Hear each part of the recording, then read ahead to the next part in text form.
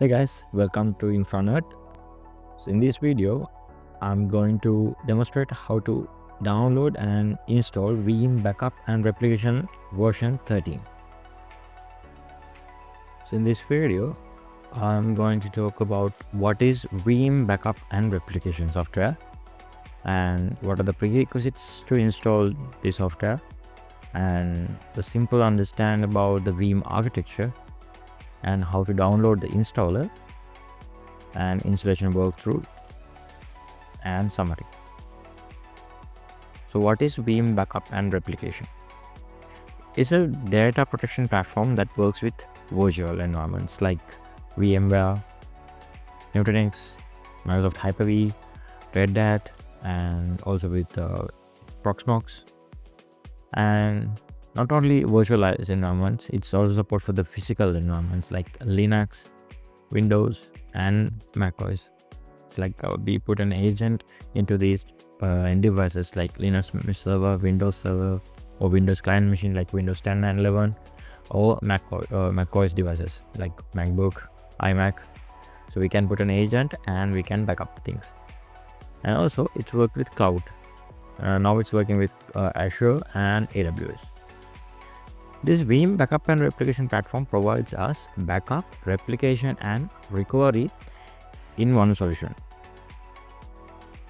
So when we consider about the prerequisite to install Veeam Backup and Replication software, it will require x86 CPU with minimum 8 cores. This is recommended. And about memory, it's required 16 GB of RAM and 500 MB for each and every concurrent job.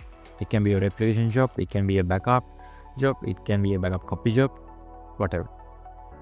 When we talk about the network, it require 1 Gbps network for on-site, that means in LAN, and 1 Mbps for the off-site backups. So it's a recommended also. To install this, it's supported for Microsoft Windows Server 2016, 19, 22, 25, or Windows client machines like Windows 10 and 11. So these are the prerequisites for install Veeam Backup and Replication. So now I'm going to talk about Veeam architecture in high level.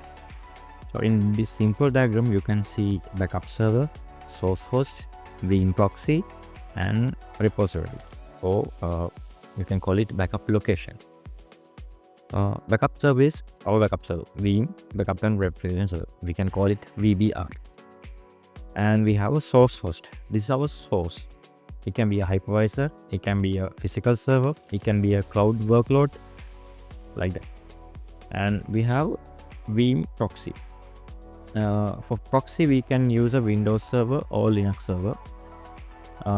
The main purpose of the proxy is taking a data from a source and deduplicate and compress and store it in a repository or a backup location. So that means Veeam proxy is responsible for move data. So it's a data mover service. And in Veeam environment, we call backup location or backup target as a repository. And this repository can be a tape library, a SAN, NAS, or Windows file share. It can be anything like that. So we take backup from a source host, VM, physical server, or cloud workload, and take that data to a Veeam proxy and deduplicate, compress, and store the data into a repository or backup location. So in this high-level architecture, these are the main components in backup environment. So now I'm going to demonstrate how to download and install Veeam Backup and Replication. Now you can see the download location. I'll put this link in the video description. Here we are going to download Veeam Community Edition, and you can see the release date and the version. So click on download to download the ISO file, and I already downloaded it. So click on that ISO file, right click and mount. So it will mount as a DVD drive. and double click on the setup. So it will open the installation wizard. In here, click on install to install the Veeam, and we have 3 options. So we are going to install the Veeam backup and replication. So click on that.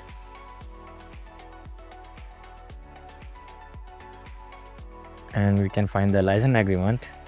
Click on accept.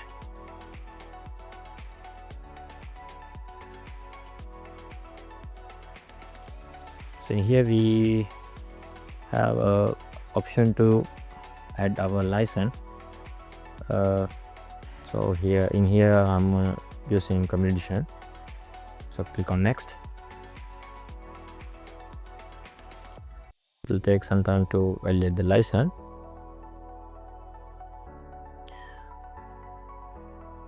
And now it's checking system configurations to install the VBR.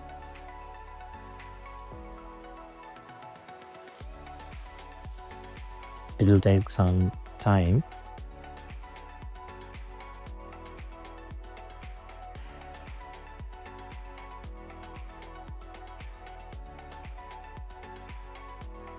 So now you can see that it's ready to install. You can find that installation locations, database engine, and what are the ports, all those things.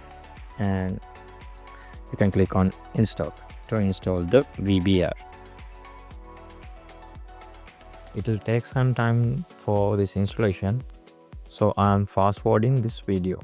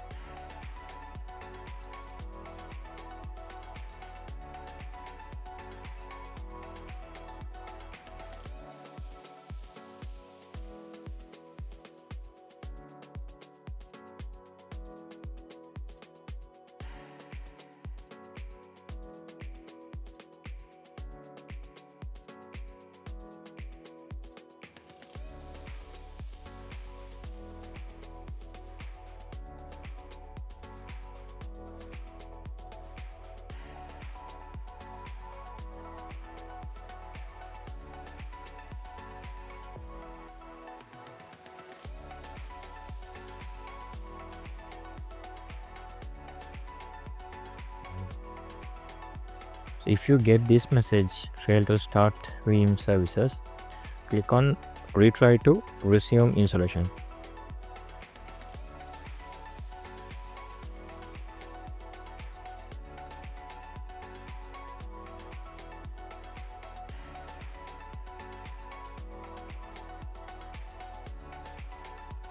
Now you can see our installation is done. To continue, click on finish. Now we're done with our installation. After the installation, you can find the Veeam backup and replication console in your desktop.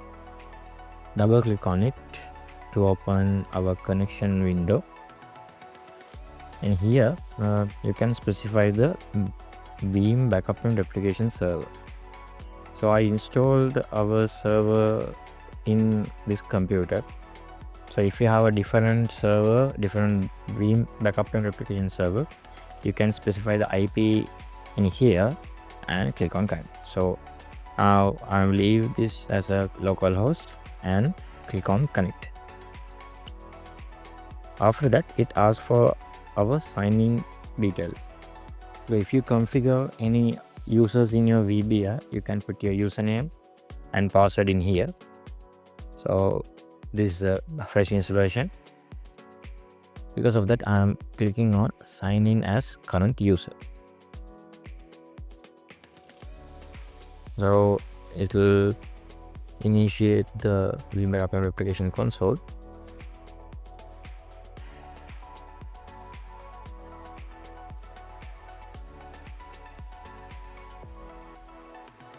So this is the Veeam backup and replication console. It looks like.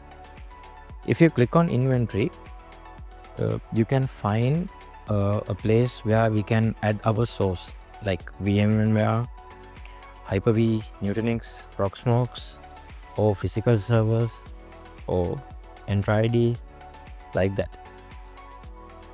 If you click on backup infrastructure, you can find a place where we can add our backup proxies, our backup repositories.